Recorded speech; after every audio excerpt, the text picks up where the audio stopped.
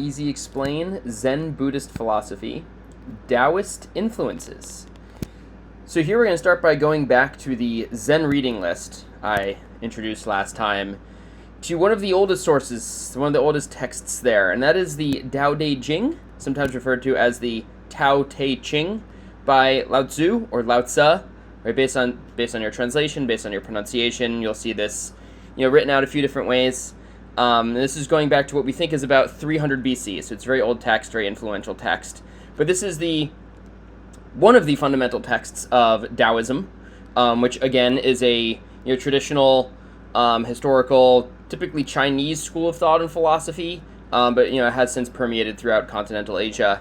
And in the history of Zen taking shape and taking form, Taoism was very influential. So that's what we're going to look at here in this video today.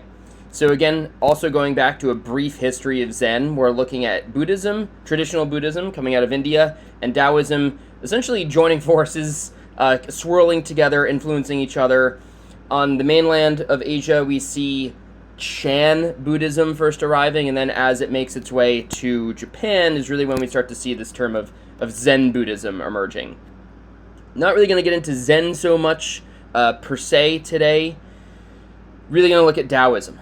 So how are we going to do that? What's the focus here? So disclaimer, these translations are not totally my own, but they are not totally of someone else's. I worked with a professor named Dr. Alan Fox from the University of Delaware in a small group, translating these chapters from the Dao De Jing. Essentially what Dr. Fox did was he provided characters in Mandarin and potential translations into English. It could be a number of things.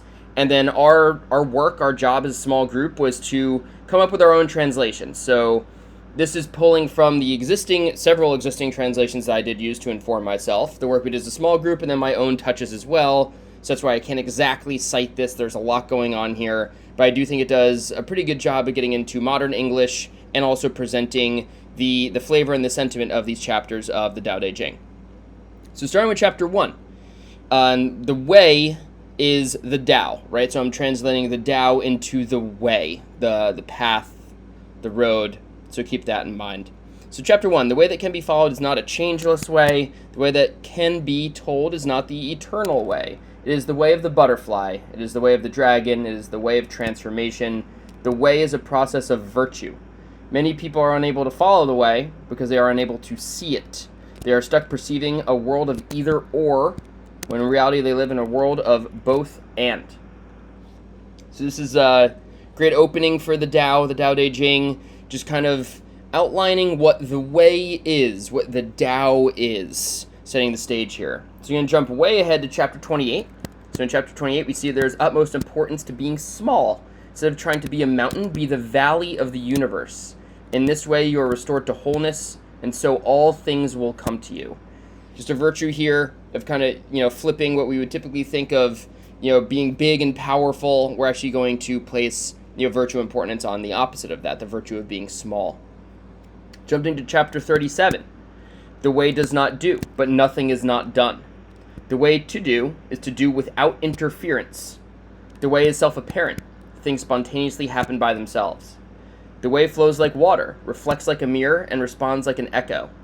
The way is effortless action. So here you have this action without action dynamic appearing, right? We have is no interference. We have this idea of tolerance for all other ways, all other Taos, all coming together to be the way, to flow like water into one. Should be effortless. Should come from doing less. That's the idea here. Jumping to chapter 48. To attain knowledge, add things every day. To attain wisdom, remove things every day.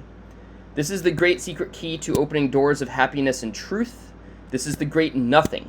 This great nothing is something. This is the way of the universe.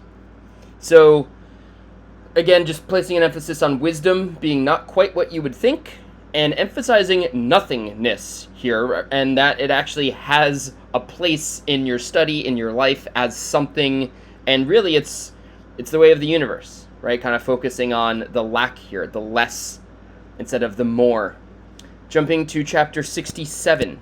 There are three treasures which the virtuous prize and hold fast: gentleness, thriftiness, and reduction. From this wisdom comes courage, which expresses itself as caring. Compassion is the way of the heart, the way of the child, the way of the master. So again, here we see these virtues of, essentially these smaller virtues, and we're associating those to true wisdom and courage and caring, compassion, right? That's a huge Buddhist and specifically Zen Buddhist teaching and principle as well. And these all coincide with the way. And we're actually going to look at how children are, right? These virtues of childhood or being childlike. And in fact, that these are masterful ways of being, that we should get away from what our brain and our mode of being has become in adulthood through societal conditioning and, kind of forgetting the true nature of things as the way we were born. And finally here, chapter 81 is the last selection we'll look at. The wise are not learned. The learned are not wise. The wise are who they are. All things are as they are. This is the inner nature of things. Be like an uncarved block. Again, this virtue of simplicity, going back to basics, to the beginning of who you were as a child, being simple, being small. In fact, these are the highest virtues. These are the masterful ways. These are the way. So these are some selections from the Tao, chosen to show some influence on Zen Buddhism as we get there. So this is a very fundamental approach. Next, we're going to be moving into early Zen thought. We're going to look at some selections from Chan Buddhist monks and some very, very early Zen Buddhist monks in Japan, really laying the groundwork here to look at our three pillars. But for now, I hope this helps.